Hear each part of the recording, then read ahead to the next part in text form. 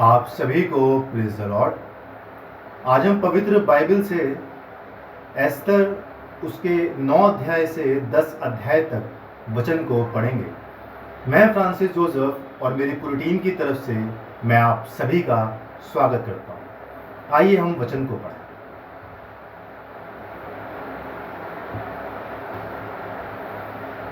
एस्तर 9 अध्याय से 10 अध्याय तक।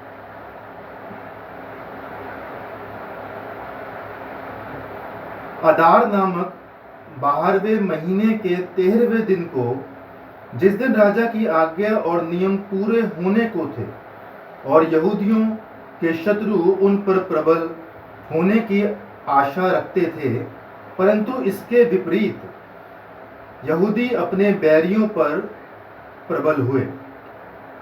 उस दिन यहूदी लोग राजा श्रेयश के सब प्रांतों में अपने अपने नगर में इकट्ठे हुए कि जो उनकी हानि करने का यत्न करें उन पर हाथ चलाएं। कोई उनका सामना ना कर सका, क्योंकि उनका भय देश देश के सब लोगों के मन में समा गया था। वरन प्रांतों के सब हाकिमों और अधिपतियों और प्रधानों और राजा के कर्मचारियों ने यहूदियों की सहायता की, क्योंकि उनके मन में मोदरेके का भय समा गया था। मोदरेके तो राजा के यहाँ बहुत प्रतिष्ठित था और उसकी कीर्ति सब प्रांतों में फैल गई। वरन उस पुरुष मोदरेके की महिमा बढ़ती चली गई। अंत यहूदियों ने अपने सब शत्रुओं को तलवार से मारकर और घात करके नष्ट कर डाला और अपने बैरियों से अपनी इच्छा के अनुसार बर्ताव किया। शूशन राजगढ़ में यहूदियों ने 500 मनुष्यों को घात करके नष्ट किया। उन्होंने प्रशनदाता, दलपोन, अस्पाता, पोराता, अदलिया, अरिदाता, पम्रशाता, अरिसे, अरिदे और बैजाता अर्थात हमदाता के पुत्र यहूदियों के विरोधी हमान के 10 पुत्रों को भी घात किया, परंतु उनके धन को ना लूटा। उसी दिन शूशन राजगढ़ में घात किए हुओं की गिनती राजा को सुनाई गई। तब राजा ने एस्तर रानी से कहा, यहूदियों ने शूशन राजगढ़ ही में 500 मनुष्यों और हमान के 10 पुत्रों को भी घात करके नष्ट किया है। फिर राज्य के अन्य प्रांतों में उन्होंने ना जाने क्या क्या किया होगा। अब इससे अधिक तेरा निवेदन क्या है, वो भी पूरा किया जाएगा। तू क्या मांगती है, वह भी तुझे दिया जाएगा। एस्तर ने कहा, यदि राजा को स्वीकार हो तो शूशन के यहूदियों को आज के समान कल भी करने की आज्ञा दी जाए और हमान के 10 पुत्र फांसी के खंभों पर लटकाए जाएं। राजा ने कहा, ऐसा ही किया जाएगा, ऐसा ही किया जाए। ये आज्ञा शूशन में दी गई और हमान के 10 पुत्र लटकाए गए। शूशन के यहूदियों ने अदार महीने के 14वें दिन को भी इकट्ठे होकर शूशन में 300 पुरुषों को घात किया, परंतु धन को ना लूटा। राज्य के अन्य प्रांतों के यहूदी इकट्ठे होकर अपना अपना प्राण बचाने के लिए खड़े हुए और अपने बैरियों में से 75,000 मनुष्यों को घात करके अपने शत्रुओं से विश्राम पाया, परंतु धन को ना लूटा। ये अदार महीने के 13वें दिन को किया गया और 14वें दिन को उन्होंने विश्राम करके भोज किया और आनंद का दिन फिराया। परंतु शूशन के यहूदी अदार महीने के 13वें दिन को और उसी महीने के 14वें दिन को इकट्ठे हुए और उसी महीने के 15वें दिन को उन्होंने विश्राम करके भोज का और आनंद का दिन ठहराया। इस कारण देहाती यहूदी जो बिना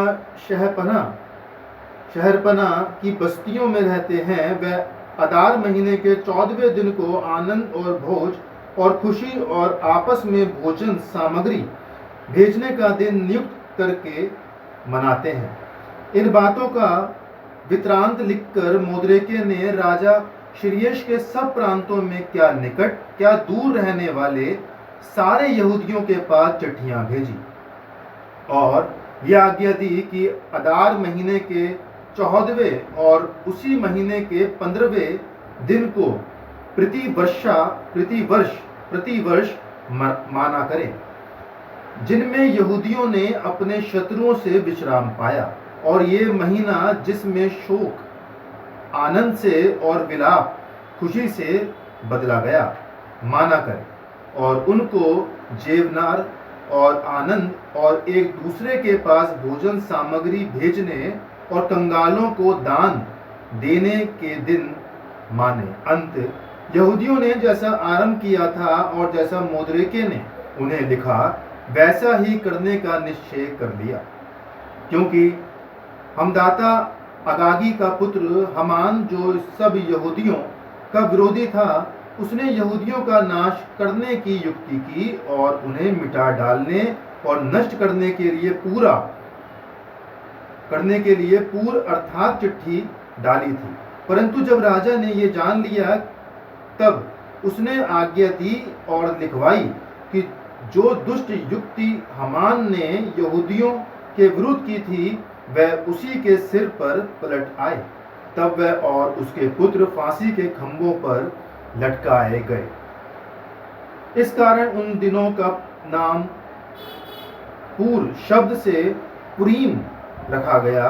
इस चिट्ठी की सब बातों के कारण और जो कुछ उन्होंने इस विषय में देखा और जो कुछ उन पर बीता था, उसके कारण भी यहूदियों ने अपने अपने लिए और अपनी संतान के लिए और उन सबों के लिए भी जो उनमें मिल गए थे, ये अटल प्रण किया कि उस लेख के अनुसार प्रति वर्ष उसके ठहराए हुए समय में वह ये 2 दिन माने, और पीढ़ी पीढ़ी कुल कुल प्रांत प्रांत नगर नगर में ये दिन स्मरण किए और माने जाएंगे। और पुरीम नाम के दिन यहूदियों में कभी ना मिटेंगे और उनका स्मरण उनके वंश से जाता ना रहेगा। फिर अबीहैल की बेटी एस्तर रानी और मोद्रेके यहूदी ने पुरीम के विषय ये दूसरी चिट्ठी बड़े अधिकार के साथ लिखी। इसकी नकलें मोद्रेके ने शिर्येश के राज्य के 127 प्रांतों के सब यहूदियों के पास शांति देने वाली और सच्ची बातों के साथ इस आशय से भेजी कि पुरीम के उन दिनों के विशेष ठहराए हुए समूह में मोद्रेके यहूदी और एस्तर रानी की आज्ञा के अनुसार, और जो यहूदियों ने अपने और अपनी संतान के लिए ठान लिया था, उसके अनुसार भी उपवास और विलाप किया जाए।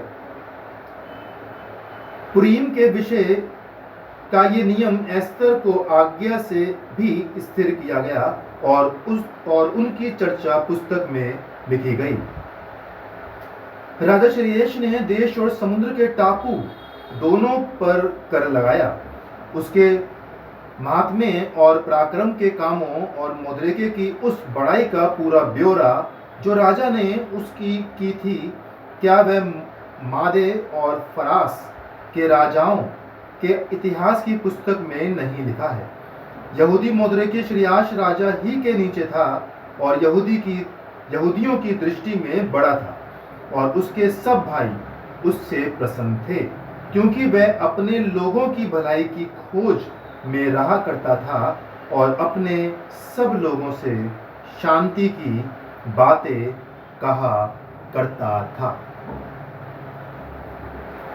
परमेश्वर अपने वचन के पढ़े और उसके सुने जाने पर अपनी बहुतायत से आशीष दे। आमीन। परमेश्वर का अनुग्रह हम सब पर बना रहे और प्रभु की आशीष हम सब पर सदा और सर्वदा बनी रहे। आप सभी को प्रेज़ द लॉर्ड।